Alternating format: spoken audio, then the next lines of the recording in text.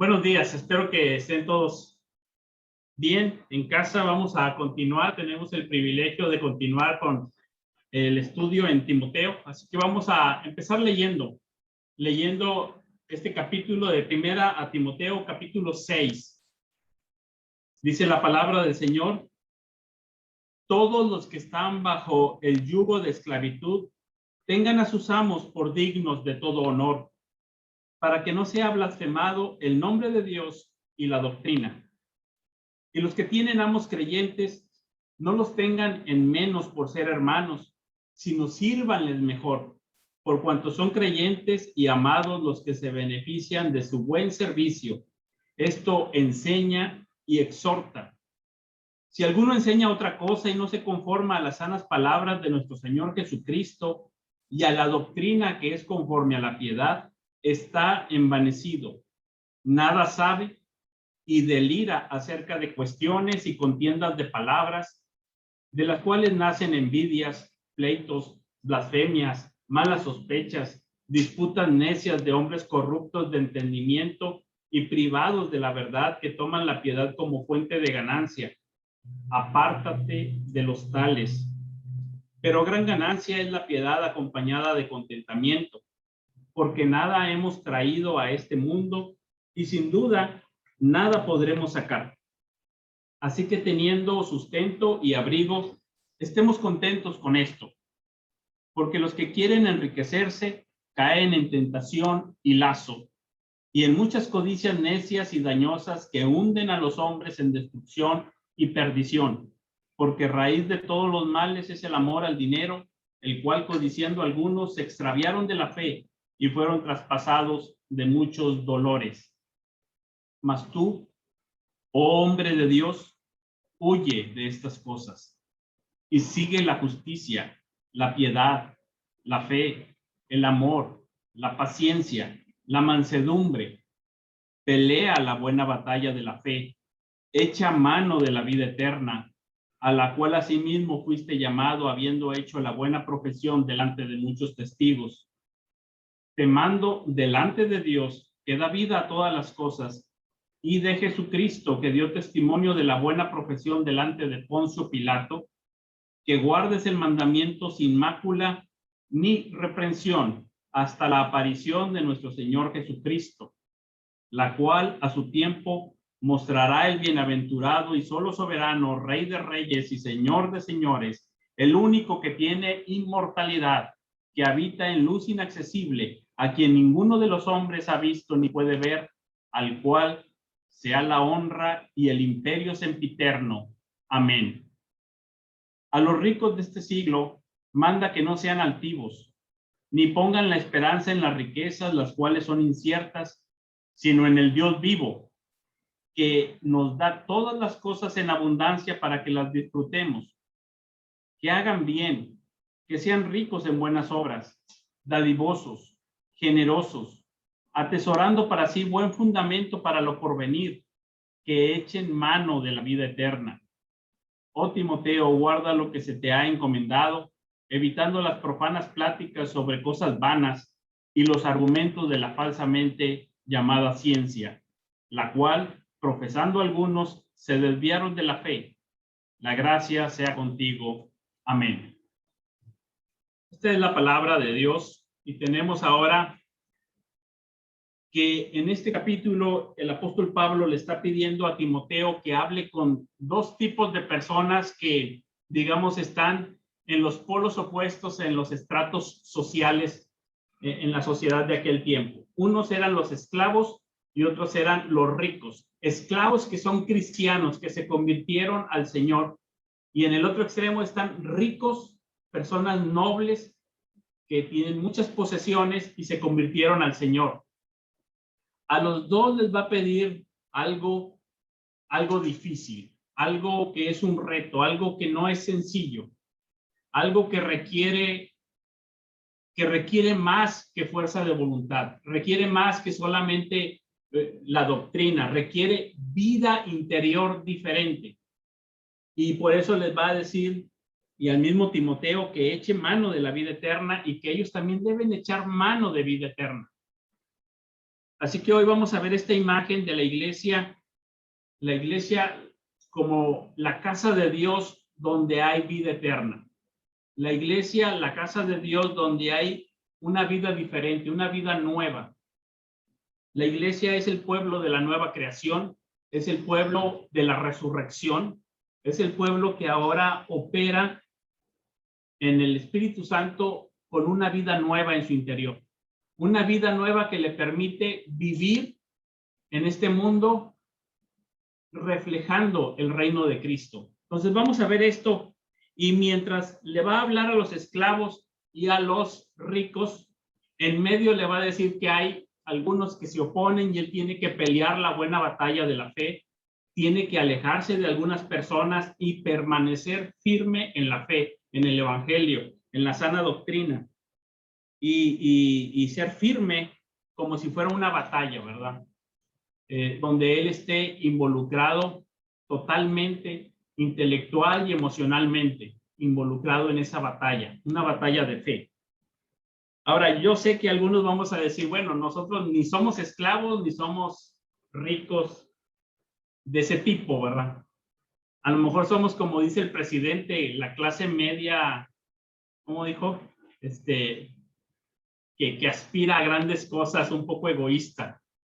Pero cuando el apóstol Pablo le dice a Timoteo, vas a hablar con los esclavos y vas a hablar con los ricos, nosotros podemos encontrar enseñanzas para nosotros, porque está poniendo los extremos para poder que nosotros ubiquemos que no importa en qué lugar del espectro tenemos algo que manifestar de esa vida. Y vamos a ver la imagen de las palmeras como referencia a esta vida, como lo tenemos allá en el tabernáculo y en el templo. Hemos estado ya hablando de algunas imágenes de la casa de Dios, porque es la figura que está tomando el apóstol Pablo de trasfondo, y esas imágenes de las palmeras, junto con el candelabro, están hablando de esa parte de la vida, ¿verdad? Entonces la vamos a ver. Primero, habla con los esclavos. No es fácil la situación de un esclavo. No es una condición sencilla. Hoy está abolida la esclavitud.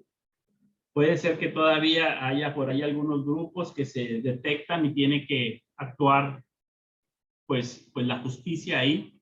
Pero en aquel tiempo estaba permitida la esclavitud, y en aquella sociedad así se manejaban, y a los esclavos que están en esa situación donde ellos aspiran a ser libres, les pide dos cosas. A sus amos tienen que tratarlos con honor. No les está pidiendo que se rebelen, sino que traten a sus amos con honor. Y si son cristianos, sus amos, no piensen, bueno, ya son cristianos, yo creo que ya me va a dar la libertad. No, dice, sírvanles mejor, porque se está sirviendo a alguien que es un hermano en Cristo. Sírvanles mejor todavía. Entonces, imagínate la condición de una persona que era esclavo, se convierte al cristianismo, conoce a Cristo, sus pecados son perdonados, y él dice, bueno, ahora voy a ser libre. Y el apóstol Pablo le dice, Timoteo, tienes que decirle que ahora va a servir mejor. ¿Cómo va a ser eso? ¿Cómo va a servir mejor? Eso es contrario a la naturaleza humana. Es como al final les va a decir a los ricos, dice, a los ricos que tienen todas las cosas de este mundo, dice, a ellos que son ricos, les vas a decir que no pongan su confianza en las riquezas, sino en Dios. Les vas a decir que no sean altaneros. Y les vas a decir que hagan el bien, que sean ricos en buenas obras, que sean generosos, que sean dadivosos. Y ese es un estilo de vida que no es compatible con la vida que llevaban antes. Ellos eran ricos según este mundo. Y ahora se les está pidiendo que sean generosos, dadivosos, que hagan buenas obras, que no sean altaneros. Eso no es sencillo, es un reto grande, porque la naturaleza humana tiene ciertas ambiciones y una conducta egoísta que no puede ser erradicada humanamente hablando, sino por una transformación de Dios, por el evangelio en una nueva criatura. Como para que ahora un rico diga, bueno, sí, voy a dar. Normalmente va a poner sus objeciones. ¿Por qué le voy a dar? Mucho esfuerzo me costó, etcétera. Todo lo que este mundo dice alrededor. Seguramente él no tiene porque es flojo, que se ponga a trabajar, yo no voy a dar. Y el esclavo puede decir, pues si ya serví mucho tiempo, yo quería ser libre. ¿Cuál es la forma en que ellos pueden evidenciar esta vida nueva? Una vida de reconciliación por el evangelio, una vida que sirve mejor. ¿Cómo pueden hacerlo? Hay una forma en que el Señor les dice, y vamos a leer ahí en el versículo 12. Le dice a Timoteo, pelea la buena batalla de la fe, echa mano de la vida eterna. Esta es la frase que está usando ahí. Echa mano de la vida eterna. Es decir, esas acciones que reflejan una vida reconciliada por Dios, esas acciones de servir mejor, esas acciones de ser generoso, dadivoso, vienen de un interior transformado. Tiene que echar mano de la vida eterna, tiene que manifestarse una vida diferente. Aquí la palabra en griego es zoe. En griego hay una palabra para vida que es bios, como biología. Esa es la vida normal, la vida orgánica, la vida que nace, crece, se reproduce y muere, ¿verdad? Pero aquí está hablando de otra palabra para vida, que es zoe, que está hablando de la vida de Dios, una vida espiritual que hay en el ser humano cuando es resucitado en Cristo. Y aquí le llama que esa vida es la vida eterna. En el versículo 19, vuelve a decirlo ahora, le está diciendo a los ricos. Fíjense cómo dice, atesorando para sí buen fundamento para lo porvenir, que echen mano de la vida eterna. Ahí les está diciendo que echen mano de la vida eterna. Esa es la manera en que ellos pueden vivir diferente. El creyente no solamente vive diferente en estilo de vida que el incrédulo, sino que el creyente tiene una vida nueva, una vida diferente, la vida de la resurrección de Cristo. Digamos que en cierto sentido, el cristiano ya ha resucitado, pero no todo, solamente espiritualmente. Su cuerpo va a resucitar un día, su cuerpo va a resucitar al final del tiempo, pero su espíritu ya tiene ese poder de la vida resucitada de Cristo, el nuevo hombre creado según Dios. Y es lo que dice aquí, echen mano de la vida eterna, echen mano de esa vida de Dios. Las circunstancias pueden ser muy difíciles, muy complejas, pueden llevar un reto muy grande hacia nuestra naturaleza egoísta, ambiciosa, puede llevar un reto muy grande a una naturaleza rebelde, pero el reto puede ser superado única, exclusivamente, si se echa mano de la vida eterna. Y eso es lo que tiene que hacer. Ahora, hay algunos que se van a oponer, dice, esto enseña, esto manda, pero dice, va a haber algunos que se van a oponer y esos no van a estar de acuerdo con lo que dices. Aunque les muestres la palabra, dice, no les hagas caso, ellos deliran. Aquí quiero que pongamos mucha atención porque toda la epístola está hablando de personas que se oponen y algunas son de afuera, pero algunas son de adentro mismo. Son de la iglesia misma. No está hablando de alguien allá afuera, alguien que enseña incorrectamente. Está hablando de la iglesia misma, que tiene que permanecer en la sana doctrina y donde hay pastores y maestros que están enseñando incorrectamente. Imagínense que más o menos aquí en Ivo, de pronto no sé, el hermano Carlos Astorga me diga, no, José Luis, es que estás enseñando mal, deliras sobre cuestiones necias, y eso no es correcto, como les dice aquí de una manera tan fuerte, ¿verdad? Fíjense cómo les dice, delira acerca de cuestiones necias y contiendas de palabras de las cuales nacen envidias, pleitos, blasfemias, malas sospechas, disputas necias de hombres corruptos de entendimiento, privados de la verdad, que toman la piedad como fuente de ganancia. Apártate de los tales. Es duro, ¿verdad? Yo no me imagino, pero tenemos que perseverar en la doctrina. ¿Sí? Aquí, nosotros mismos, no veamos hacia afuera. No, si es que allá enseñan mal. No, está hablando de aquí, de esta iglesia, ¿verdad? Que tenemos que permanecer en la palabra del Señor, y por eso le dice, hombre de Dios, huye de estas cosas y sigue la justicia, la piedad, la fe, el amor, la paciencia, la mansedumbre, pelea la buena batalla de la fe. Es decir, pelea la buena batalla de la doctrina, del evangelio, de lo que vimos como el misterio de la piedad en el capítulo 3, ¿verdad? De lo que hemos estado hablando. La doctrina importa porque esa es la base de la iglesia. No es la vida eterna, pero es la base de la iglesia para que ahí esté la vida eterna. Si perdemos el evangelio, perdemos aquel lugar de donde podemos encontrar la vida eterna. Perdemos la esencia. Y aquí se estaban desviando, por eso a él le dice, tienes que permanecer, y le da un atisbo de lo futuro, de lo escatológico.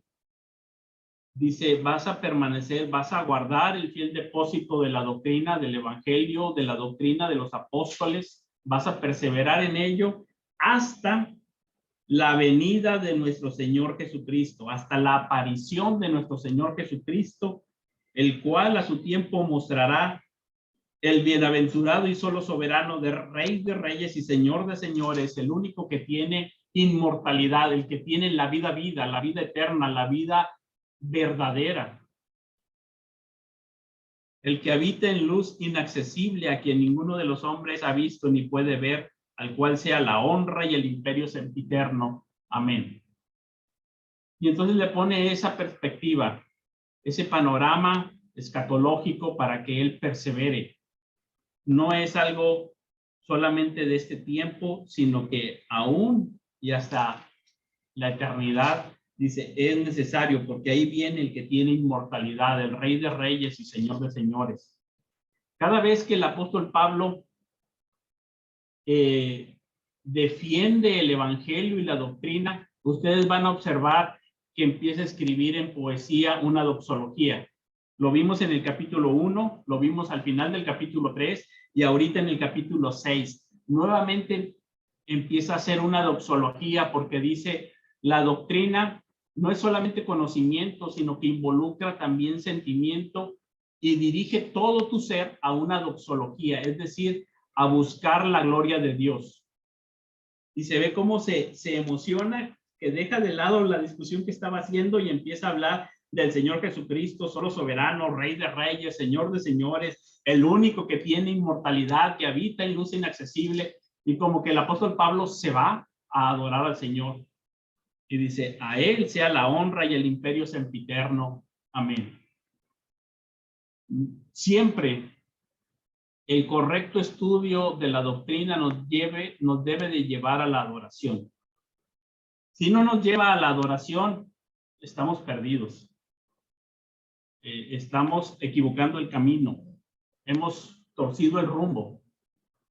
Ahora, hay una imagen aquí cuando dice echa mano de la vida eterna, y la imagen viene desde el huerto del Edén y es repetido luego en el tabernáculo y en el templo. Y quisiera que lo viéramos con la imagen de la palmera y del candelabro. Ustedes saben que estando en el huerto del Edén, este era un lugar como si fuera un templo, el lugar de la presencia de Dios, pero también era el lugar de la vida de Dios. Y ahí había un árbol que le llamaban el árbol de la vida. y tenían que tomar de él, ¿verdad? Que extenderse y tomar. Y ahora aquí Pablo le está diciendo, echa mano de la vida eterna, es decir, come de ese fruto de la vida eterna. Eso es lo que necesitas para vivir la vida que Dios quiere. En el tabernáculo se va a representar, y en el templo, como ya dijimos, alrededor, ustedes saben que el templo tenía, la semana pasada leí el pasaje de Ezequiel y también Éxodo, que decía, tenía querubín, palmera. ¿Por qué palmeras? Ustedes recordarán que hemos visto que la tierra prometida era una tierra de siete productos, ¿verdad? Cuando el Señor dijo, yo los voy a meter a esta tierra, es una tierra de trigo, una tierra de cebada, de vid, de higueras, de granadas, de olivos y de miel. Ese de miel son dátiles, son palmeras. Estos son los siete frutos de la tierra prometida. Y quiero enfocarme nada más en uno. Ya cuando vimos la parábola de Jotam, vimos 3 de ellos. Hoy vamos a ver la palmera. Y está hablando de la vida y de la dulzura. Nosotros vamos a observar el candelabro que parece como un árbol. Cuando lo hacen de oro, el candelabro tiene 7 brazos, un tronco y 7 brazos, pero está hecho como si fuera un árbol con fruto. Vamos a leer Éxodo 25. Hace ya tiempecito que pasamos por ese capítulo 25 y es mejor que lo recordemos directo en la palabra de Dios. Éxodo 25, 31. Ahorita vamos a llegar a la aplicación, nada más quiero que veamos dónde viene la escritura.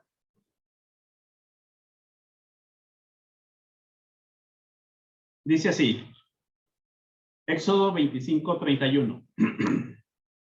Harás además un candelabro de oro puro, labrado a martillo se hará el candelero, su pie, su caña, sus copas, sus manzanas y sus flores serán de lo mismo. Y saldrán 6 brazos de sus lados, 3 brazos del candelero a un lado y 3 brazos al otro lado.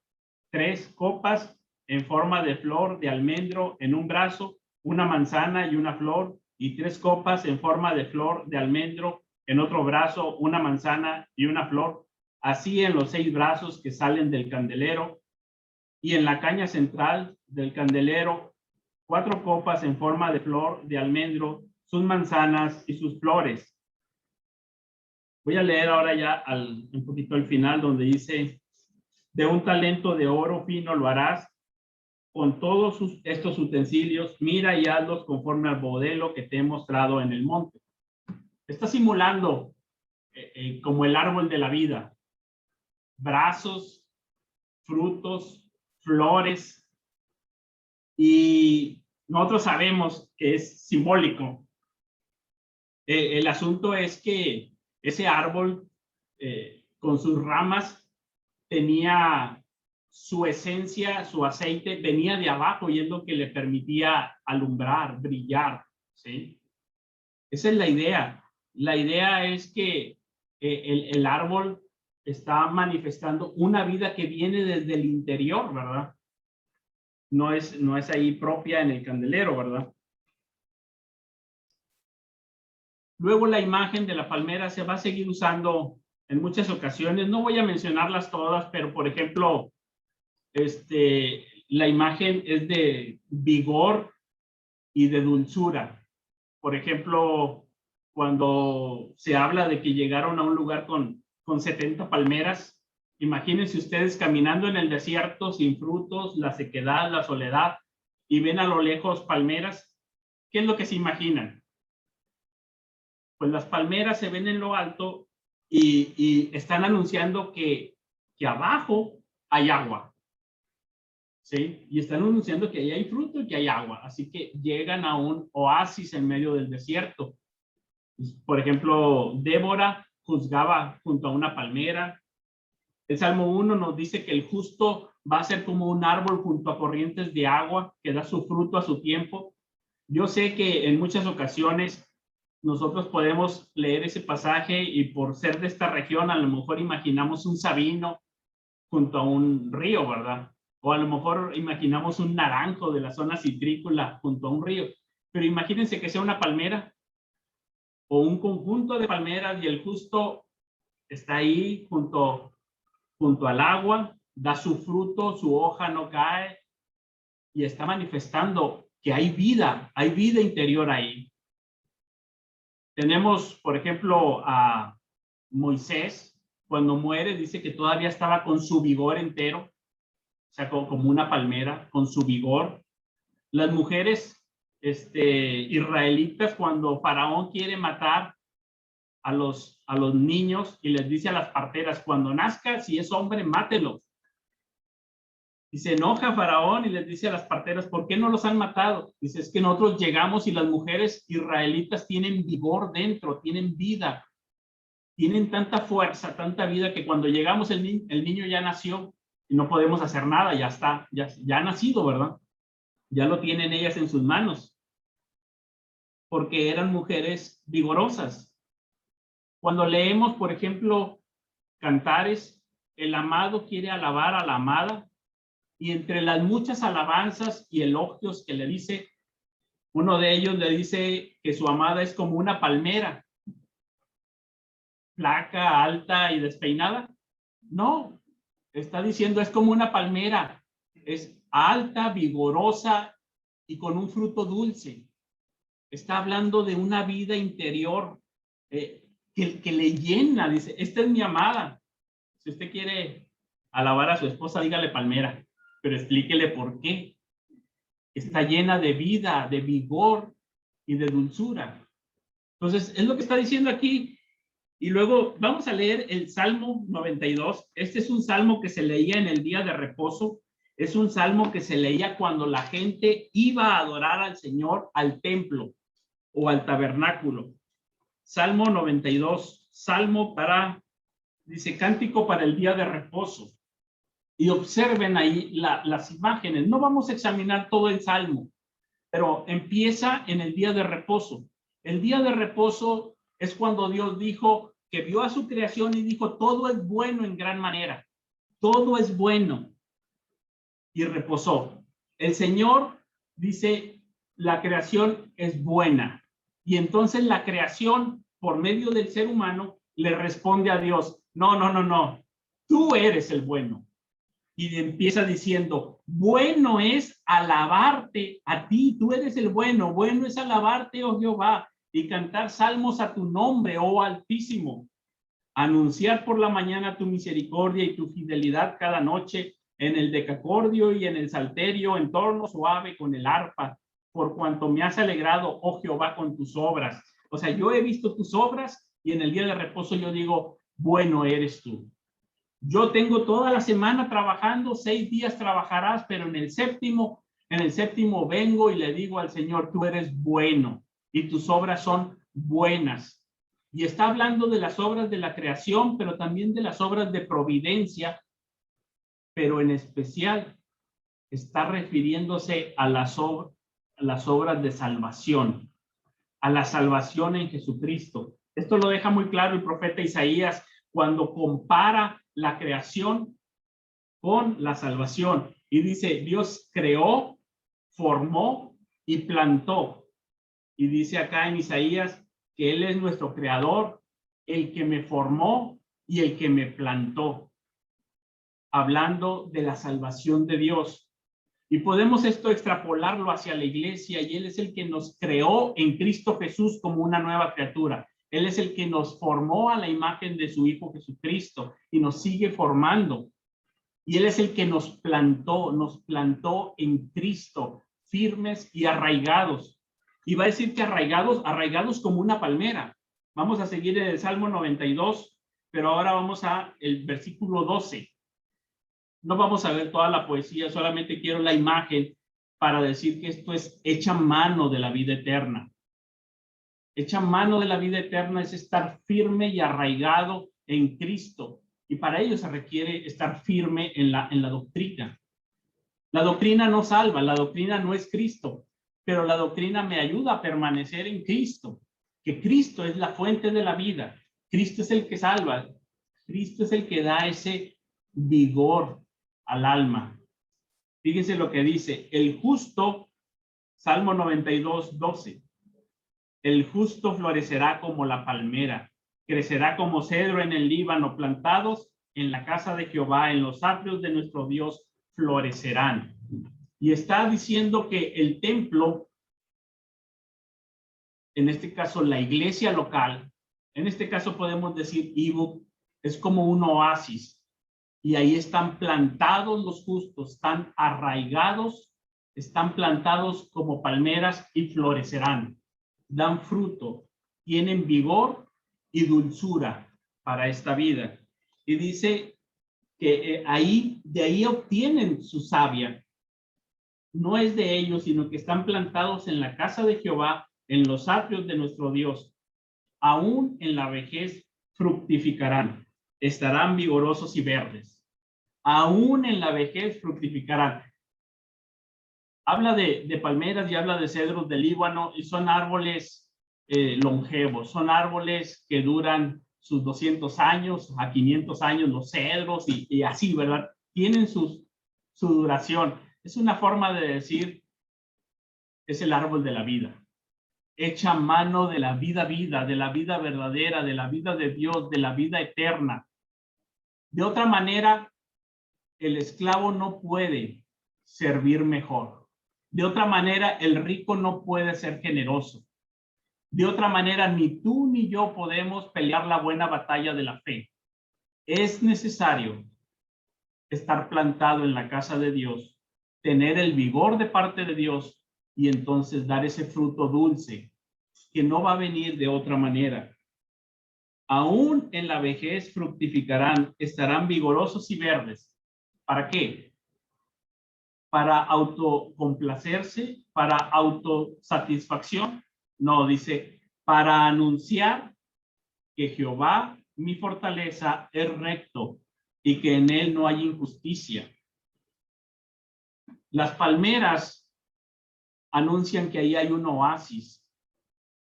Y cuando la gente transita por el desierto de esta vida, cuando la gente va cansada y sedienta y ve una iglesia local reunida adorando al Señor, lo que está viendo son palmeras.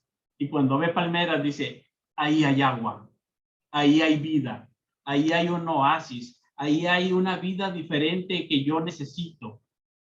Y entonces las personas pueden llegar, porque la iglesia tiene una vocación evangelística, tiene un ministerio de reconciliación, tiene un evangelio que proclamar y que modelar, tiene un evangelio que es anunciado cuando nosotros estamos arraigados firmemente en Dios.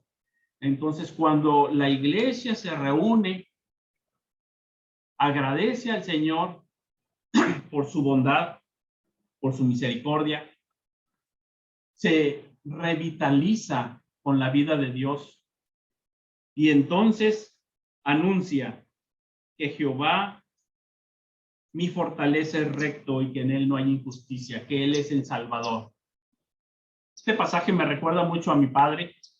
No había persona que llegara a la casa, sea por el motivo que fuera, a quien no le compartiera el evangelio y le anunciaba, este es el evangelio de Jesucristo. Y ahí está. De manera que cuando el apóstol Pablo le dice a Timoteo, vas a hacer esto, vas a tener un reto muy grande. Le vas a decir a los esclavos esto, a los ricos esto, y en medio te vas a encontrar con la oposición de los otros maestros que no van a querer escucharte y tienes que hacer una buena batalla. Y para todo eso se necesita hecha mano de la vida eterna. Le va a hablar de piedad con contentamiento. Piedad y contentamiento porque nada hemos traído a este mundo y nada nos vamos a llevar. Piedad con contentamiento es una forma de vivir diferente. Y para eso se requiere la vida de Dios. Se requiere vivir como palmera. No se puede vivir de otra manera. En este mundo hay mediciones del éxito que son diferentes y contrarias al evangelio. El éxito, según este mundo, sí es egoísta y es solitario. Y dicen que el éxito financiero es solitario. El éxito político es solitario. El éxito profesional es solitario. El éxito de este mundo sí, pero el éxito, según Dios, no es como ellos creen, ¿sí? Que dicen, uno está en la cumbre y en la cumbre es muy solitario. Y no es de lo que está hablando aquí. Está hablando de una vida reconciliada con Dios y reconciliada unos con otros en la iglesia, de tal manera que la vida en la iglesia, la vida de crecimiento a la madurez, la vida de desarrollo cristiano, es una vida de unos a otros. Una vida de comunidad. Una vida donde se sirven los unos a los otros, se perdonan los unos a los otros, se aman los unos a los otros, oran los unos por los otros, se animan los unos a los otros. Es una vida comunitaria, no solitaria. Si te encuentras solo, seguramente estarás en la cima del éxito humano, pero no en la vida de Dios. En la vida de Dios, la iglesia es un oasis que refleja esa vida diferente y que anuncia que Dios es el que la sostiene, que viene un río, y esa es la otra imagen que tenemos. Esas palmeras reciben agua de un río, como dice el Salmo 1, como dice Jeremías 17, el justo está plantado junto a corrientes de agua, como leemos en el Edén. En el Edén corría el agua, el río de Dios, como nos compartía el hermano Carlos Natanael hace unos días del Salmo 36. Vamos ahí a este pasaje. Yo sé que hace algunos años hicimos un ejercicio de vida espiritual en estos versículos, pero vamos a leer ahí Salmo 36, versículo 7 en delante. También no lo vamos a leer completo, pero al menos tener las imágenes verbales que están ahí, y es la imagen del río. Esas palmeras reciben agua viva, que las hace estar vigorosas y verdes. Tú y yo recibimos la vida de Dios en Jesucristo y por eso vivimos. No hay fortaleza para enfrentar las cosas de esta vida a la manera de Dios, a menos que sea con la vida que fluye directamente de la obra de Jesucristo en la cruz del Calvario. Fíjense cómo dice Salmo 36, 7. Cuán preciosa, oh Dios, es tu misericordia. Por eso los hijos de los hombres se amparan bajo la sombra de tus alas. Serán completamente saciados de la grosura de tu casa, y tú los abrevarás del torrente de tus delicias. Nuevamente, su casa es el templo. La grosura de su casa son los sacrificios, ¿sí? Y tú los abrevarás del torrente de tus delicias. Literalmente ahí dice Edén, no dice delicias. Dice, tú les vas a dar de beber en abundancia del río del Edén. Un río que fluye, agua de vida. ¿Por qué? Porque contigo está el manantial de la vida. En tu luz veremos la luz. Ahí está, contigo está el manantial de la vida. En tu luz veremos la luz parece ser una referencia al candelabro, ¿verdad? Que da luz, que tiene vida, que tiene aceite que fluye por su interior y por eso alumbra. Está hablando de ese árbol de la vida. En tu luz veremos la luz, extiende tu misericordia a los que te conocen, etcétera. Pero ahí tenemos esta imagen de vida, de una vida interior que permite vivir en este mundo de otra manera, de una manera diferente, seas esclavo o seas rico, o todos los demás que están entre esa gama, nos permite vivir diferente. Hermanos, necesitamos echar mano de la vida eterna en Jesucristo. La Escritura dice que cuando Él fue crucificado, le abrieron su costado y de ahí salió agua y sangre. De ahí salió el río Lo vamos a ver luego en Apocalipsis. Vamos a Apocalipsis 22 y vamos a encontrarnos nuevamente con esta riqueza como si fuera el huerto del Edén recuperado. El apóstol Juan está en una visión llevado al cielo y está viendo la nueva Jerusalén, la ciudad de Dios, la ciudad celestial, y fíjense lo que ve. Apocalipsis 22, 1. Impactémonos con esta imagen de un manantial que sale de la obra de Cristo. Después me mostró un río limpio de agua de vida, resplandeciente como cristal, que salía del trono de Dios y del Cordero. En medio de la calle de la ciudad y a uno y a otro lado del río estaba el árbol de la vida, que produce 12 frutos. Usted imagínese el árbol de la vida como quiera. Los israelitas muy probablemente o imaginaban una higuera, una palmera, una vid, un olivo. Nosotros, ya sabemos, imaginamos manzanas y naranjas por nuestra región. Pero dice, producía fruto, y cuando dice 12 frutos, dando cada mes su fruto, está hablando de un fruto que no es de temporada, sino que es permanente. Y las hojas del árbol eran para la sanidad de las naciones, y no habrá maldición, etcétera, etcétera, etcétera. Es la imagen llevada al extremo que se cumplirá. Hoy la iglesia ya puede disfrutar de esa vida. Aquí y ahora, inaugurado por la venida del Espíritu Santo, podemos tener esa vida.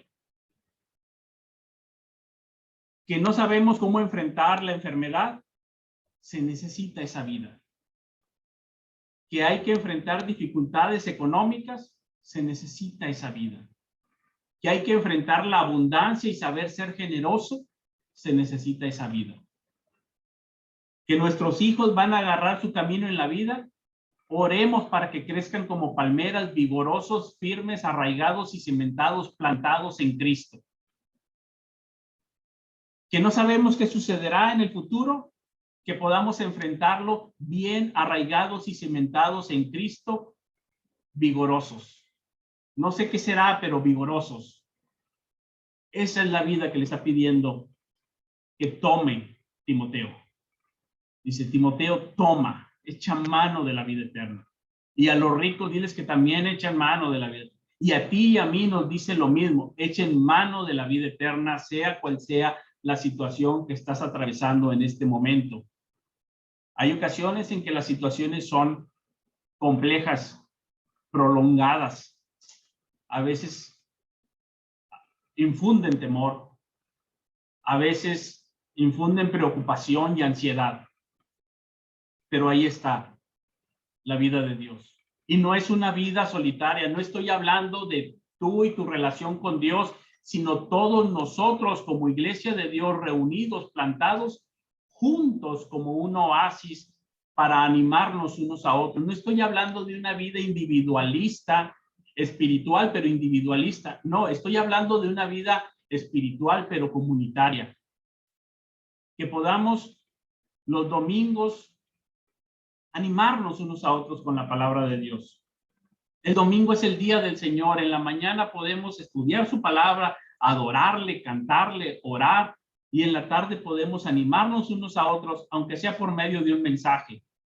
Mándale un mensaje de texto a algún hermano.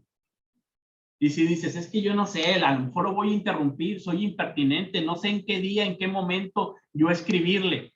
Hazlo en domingo en la tarde. En el día del Señor. Mándale, tal vez, si eres maestro, vas a mandarle una enseñanza. Si eres dado a la poesía y a la música, a lo mejor le vas a mandar un canto o vas a compartirle unas palabras, a lo mejor le vas a llamar, a lo mejor vas a estimular de alguna manera, hacerle un bien espiritual a otro.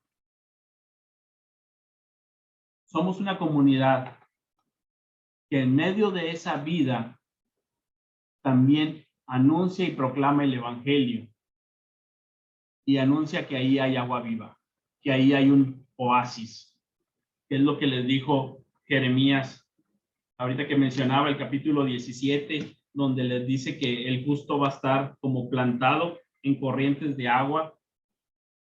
Dice, maldito el que confía, el varón que confía en el hombre, pero dice, bendito el varón que confía en Jehová y cuya confianza es Jehová, porque será como árbol plantado junto a las aguas, junto a la corriente, echará sus raíces, no verá cuando viene el calor, sino que su hoja estará verde. En el año de la sequía no se fatigará, ni dejará de dar fruto. Pero más adelante, fíjense cómo les dice al pueblo de Israel. Dice, oh Jehová, esperanza de Israel, todos los que te dejan serán avergonzados. Los que se apartan de mí serán escritos en el polvo, porque dejaron a Jehová manantiales de agua viva. Jehová es el manantial de agua viva. Jehová es el que apaga nuestra sed. Puede ser que toda la semana estés sediento, que tengamos sed de Dios. Que llegue el domingo y que se nos haga larga la hora para llegar al momento de la reunión dominical de la iglesia, diciendo, ya tengo sed. Sed de Dios, sed de estar aquí nuevamente. ¿Cuándo volveré a reunirme con mis hermanos a adorar al Señor y escuchar su palabra? Una sed por Dios. Y eso es lo que dicen otros salmos, que cuando no estaban en el templo, dicen, me levanto de madrugada y tengo sed, ¿cuándo voy a ir? Estoy como en tierra sedienta. Y otro dice, bramo como un animal en el bosque, sediento. Fomentemos en nuestra vida el anhelo por Dios, el anhelo por la reunión de los santos. Fomentemos en nosotros, alimentemos esos buenos deseos espirituales por reunirnos, por alabar al Señor, porque la casa de Dios es la casa de las palmeras. Ahí hay un oasis, no de uno, sino comunitario, y que dice, aquí abajo hay agua viva, y de ahí fluye, y de ahí bebemos. Y si tú no has conocido a Cristo, Cristo te quiere salvar, y te quiere ofrecer el agua viva, un manantial de una vida diferente. A los ricos no les dice que echen mano de la chiquera, no que echen mano de sus recursos. La iglesia nunca ha avanzado por los recursos humanos. La iglesia ha avanzado siempre por la guía del Espíritu Santo y la oración. La iglesia avanza según los recursos de Dios. Echemos mano de la vida eterna. Vamos a orar. Padre, gracias te damos por tu palabra. Ayúdanos, Señor, en medio de esta vida y de las dificultades que cada uno de mis hermanos está enfrentando, cada una de las circunstancias que tú conoces, que ellos puedan ser vigorizados con tu vida.